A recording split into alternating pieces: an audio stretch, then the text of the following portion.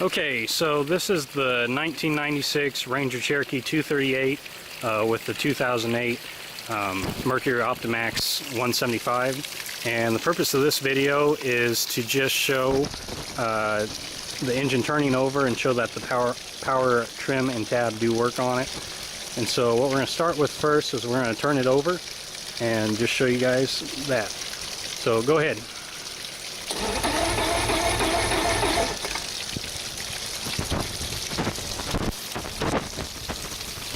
Okay, one more time.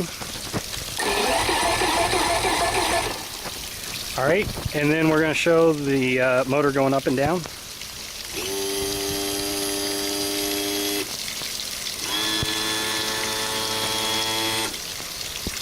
And we do have the cover off just to show you that the motor is complete, at least as far as I know.